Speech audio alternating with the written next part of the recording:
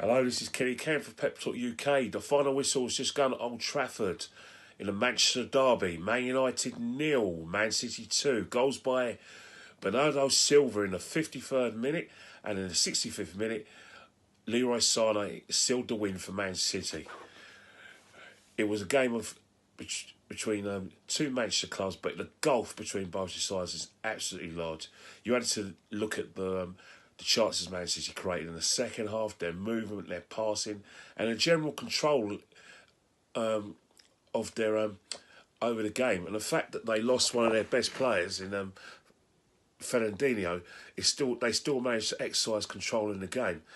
If we look at the first half, I thought Man United played fantastically well. It was a general improvement for their woeful performance at Goodison Park when they lost 4-0. But they moved the ball really quickly.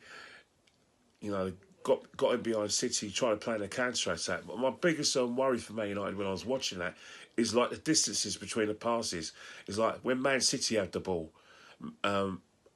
there's always like 4 or 5 yards where they can find the nearest shot. But when Man United have the ball, they got to hit it long. And even though Rashford looked pretty sharp in the first half, I thought Pogba played well, I thought Fred played well as well, you always had that feeling that if Man City turned it on, then they would be able to snuff the game out. And even towards the end of the first half, they actually had a very good chance for via Raheem Sterling, where he cut in, beat a couple of players, but De Gea made a great save. Second half, Man United started really well again. They came out really quickly. Pogba was involved in a sort of penalty clash with Fernandinho. Fernandinho injured his medial ligament, so I think that's going to be a season injury.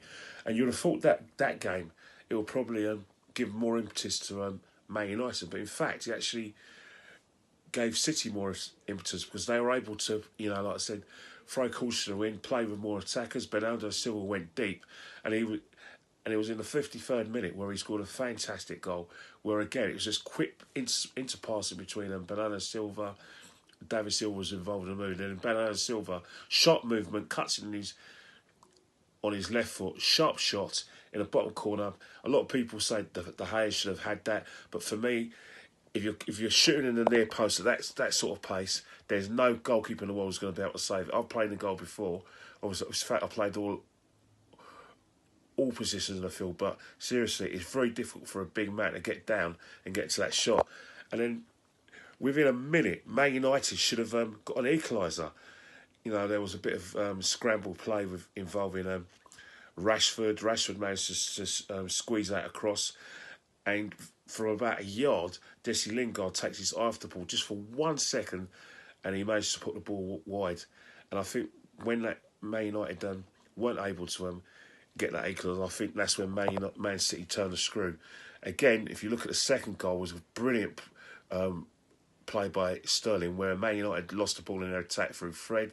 Sterling makes a powerful run into the box, Raheem Sterling style, and then he frees Sané. Sané has a shot on the near post, and this time I think De Gea was a bit unlucky. Maybe he has to look at himself, because he normally is very strong with his legs, and probably if he went down with his hands, he's probably saving that.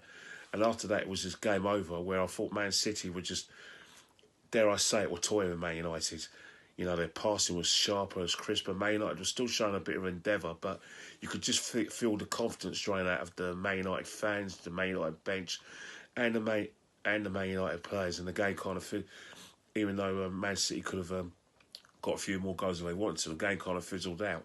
But it just shows you the gulf in class between the two Manchester clubs. You told me that 10 years ago, that Man United will be in Man City's shadow. I would have laughed at you. But that's how football is some days. I think Man United need to invest heavily in decent quality players, but the thing they need to do is they need top Champions League football in order to attract these players. But what they have to do is buy actual Man United quality and buy some leaders, because the players they're buying at the moment are just not good enough for Man United.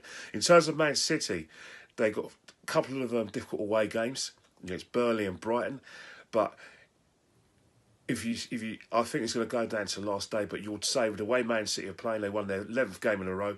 I think it's going to be it's completely in their hands. But we're going to round this off by saying I don't know where the title's going to go, but I think it's advantage Man City. Put your comments in the box below. Ask me any questions or ask any of the team at Petball UK. And I'll speak to you guys soon. I'm going to go and drown my sorrows because my team, Arsenal, have lost at Wolverhampton Wanderers 3-1. But we'll speak soon.